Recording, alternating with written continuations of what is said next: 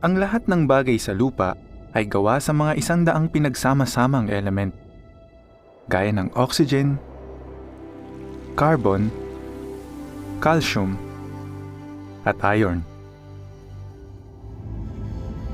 Paano nabubuo ang mga ito? Marami ang nabubuo sa loob ng mga bituin. Dahil sa matinding init at pressure, nagsasama-sama ang mga atom. Pinagsasama-sama ng mga bituin ang hydrogen, ang pinakamagaang element, para mabuo ang helium, isang mas mabigat na element. Kapag nagsama-sama ang helium, nakakabuo naman ito ng carbon. Habang nabubuo ang mas mabibigat na element sa isang bituin, mas lumalaki ito.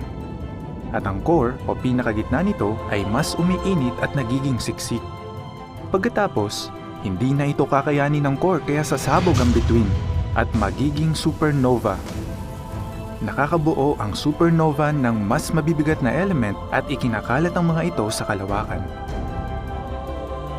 Hindi detalyadong binanggit sa Biblia kung paano nilikha ni Jehovah ang planetang lupa. Pero tiniyak ni Jehovah na ang lupa ay may mga element na kailangan para mapanatili ang buhay.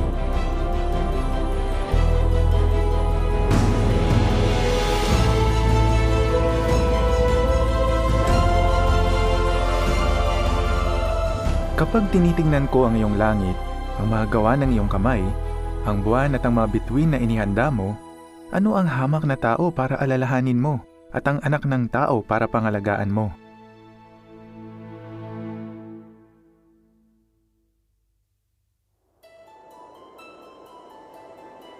Ang atmosfera. Isa ito sa mga dahilan kaya may buhay sa lupa.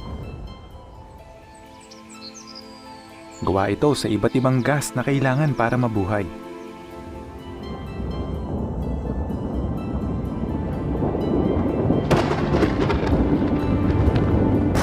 Pinapanatili nito ang tamang temperatura para hindi mamatay ang mga nilalang dahil sa matinding init o lamig. Pinoprotektahan din ito ang lupa mula sa nakamamatay na radiation at sa mga bagay na mula sa kalawakan. Dumedepende ang buhay ng mga nilalang sa atmosfera at nakakatulong din sila rito.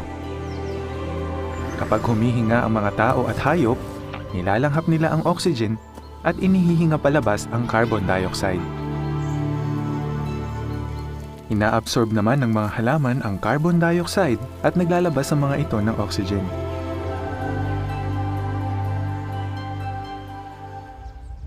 Nakakatulong din ang walang buhay na mga bagay para maingatan at maprotektahan ang atmosfera.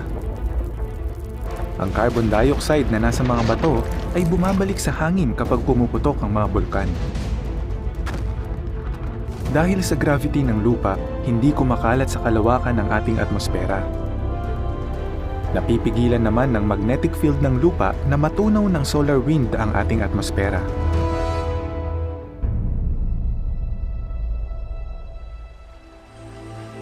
Ang ating napakagandang planeta ay isang maibiging regalo mula kay Jehovah. Ang langit ay kay Jehovah, pero ang lupa ay ibinigay niya sa mga anak ng tao.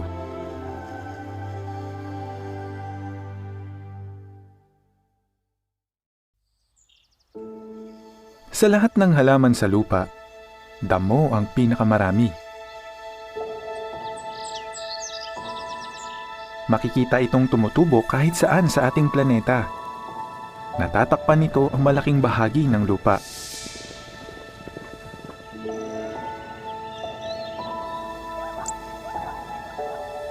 Pwede itong maging pagkain.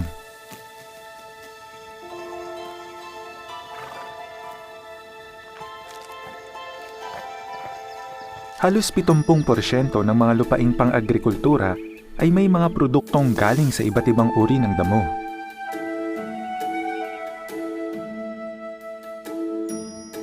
Ginagamit din ito sa paggawa ng bahay.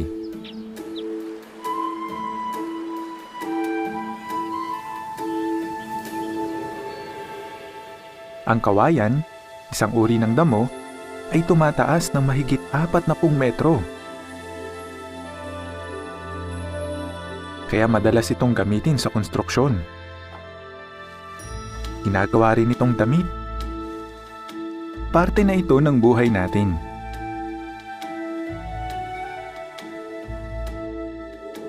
Isa lang ang damo sa maraming halaman na ginawa ni Jehovah para masapatan ang ating pangangailangan.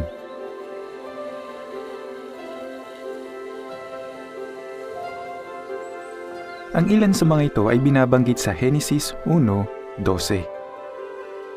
At ang lupa ay tinubuan ng damo, mga halamang may binhi, at mga puno na ang bunga ay may buto ayon sa kani-kanilang uri. At nakita ng Diyos na iyon ay mabuti.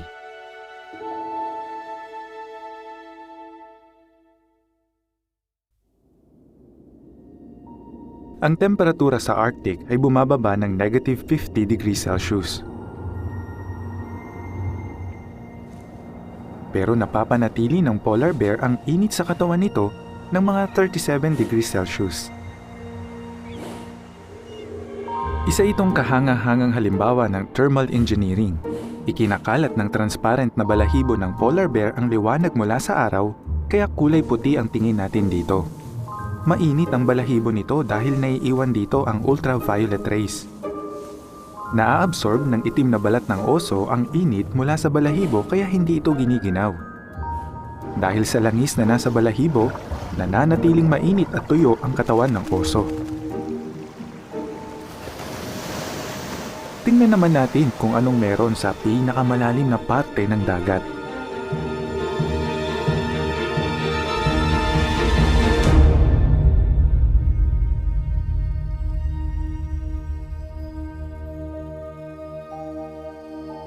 Ang Mariana Trench sa karagatang Pasipiko ay halos 11 kilometro ang lalim. Kayang mabuhay ng mga nilalang dito kahit walang liwanag at matindi ang pressure ng tubig. Ang mga isdang nabubuhay sa malalim na bahagi ng dagat ay may mga chemical sa selula nito na tumutulong para hindi masira ang mga protein at membrane sa selula. Napakaganda ng pagkakagawa ng Diyos sa mga nilalang na ito. Kung mahalaga ang mga ito sa Diyos, gaano pa kaya tayo? Tingnan ninyong mabuti ang mga ibon sa langit. Hindi sila nagtatanim o umaani o nagtitipon sa kamalig, pero pinakakain sila ng inyong Ama sa langit. Hindi ba mas mahalaga kayo kaysa sa kanila?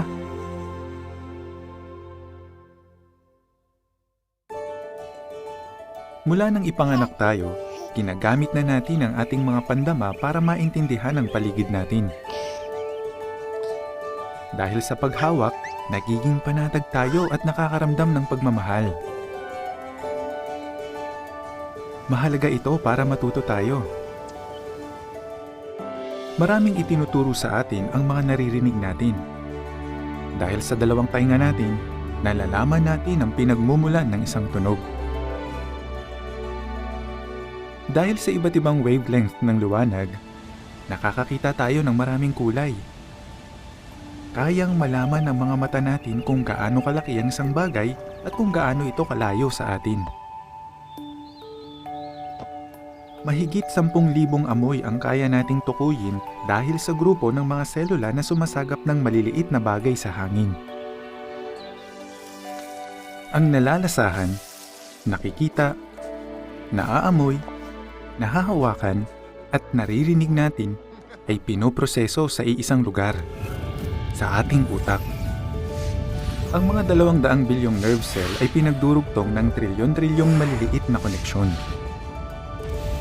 Pinoproseso ng utak ang mga chemical signal mula sa bawat pandama. Iniuugnay ito sa dati nating alam at iniimbak ito sa ating alaala. Ang buhay natin na isang napakagandang regalo mula sa ating mapagmahal na may lalang.